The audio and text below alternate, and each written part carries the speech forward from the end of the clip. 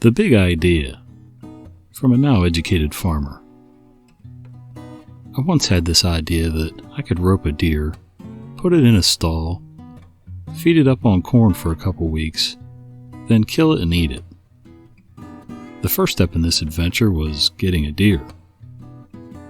I figured that since they congregate at my cattle feeder and don't seem to have much fear of me when we're out there, a bold one will sometimes come right up and sniff at the bags of feed while I'm at the back of the truck, not 4 feet away. It shouldn't be too difficult to rope one. Get up to it and toss a bag over its head to calm it down, then hog tie it and transport it home. Now I was ready to set my plan in motion. I filled the cattle feeder, then hid down at the end with my handy rope. The cattle, having seen the roping thing before, stayed well back. They weren't having any of it. After about 20 minutes, my deer showed up. 3 of them, in fact. I picked out a likely looking one, stepped out from behind the end of the feeder, and threw my rope. Luckily enough, I landed that rope on the first try. The deer just stood there and stared at me. I wrapped the rope around my waist and twisted the end around my hand so I would have a good hold.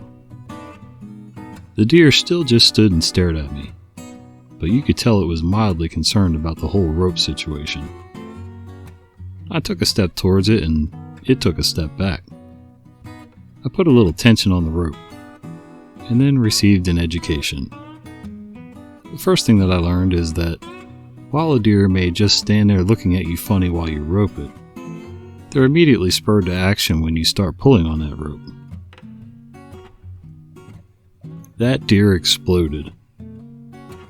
The second thing I learned is that, pound for pound, a deer is much stronger than a cow or a colt. A cow or a colt in that weight range I could fight down with a rope, and with some dignity. A deer? No chance. That thing ran and bucked and twisted and pulled. There was no controlling it, and certainly no getting close to it. As it jerked me off my feet and started dragging me across the ground, it occurred to me that having a deer on a rope was not nearly as good an idea as I had originally imagined. The only upside is that they don't have as much stamina as many other animals. A brief 10 minutes later, it was tired and not nearly as quick to jerk me off my feet and drag me once I finally managed to get up. It took me a few minutes to realize this, since I was mostly blinded by the blood flowing out of the big gash on my forehead.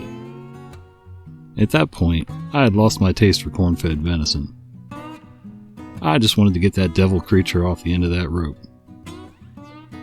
I figured if I just let it go with the rope hanging around its neck, it would likely die slow and painfully somewhere in the woods. At the time, there was no love at all between me and that deer. At that moment, I hated that thing. I would venture a guess that the feeling was mutual. Despite the gash in my head and several large knots where I had cleverly arrested the deer's momentum by bracing my head against various large rocks as it dragged me across the ground, I could still think just clearly enough to recognize that there was a small chance that I shared some tiny amount of responsibility for the situation at hand.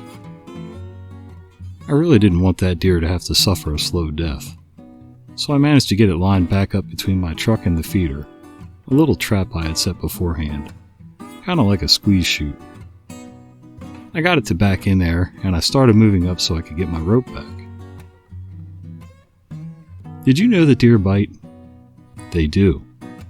I never in a million years would have thought that a deer would bite somebody, so I was very surprised when I reached up there to grab that rope, and the deer grabbed a hold of my wrist.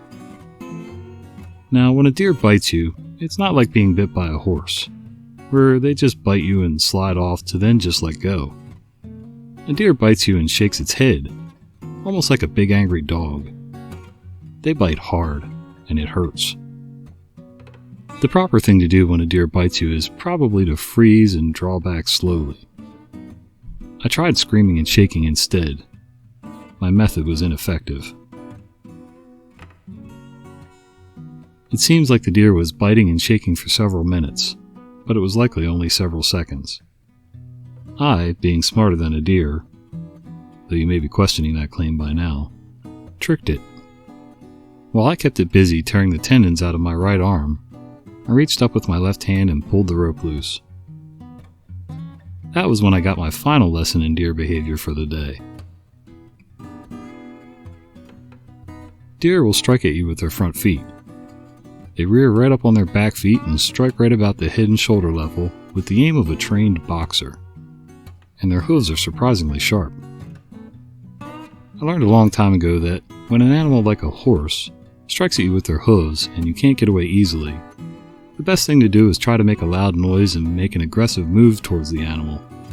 This will usually cause them to back down a bit so you can escape. This was not a horse. This was a deer.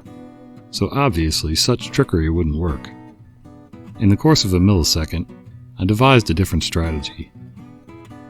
I screamed like a woman and tried to turn and run. The reason I had always been told to not try to turn and run from a horse that paws at you is that there's a good chance that it'll hit you in the back of the head. Deer may not be so different from horses after all. Besides being twice as strong and 3 times as evil, because the second I turned to run it hit me right in the back of the head and knocked me down. Now, when a deer paws at you and knocks you down, it doesn't immediately leave. I suspect it doesn't recognize that the danger is past.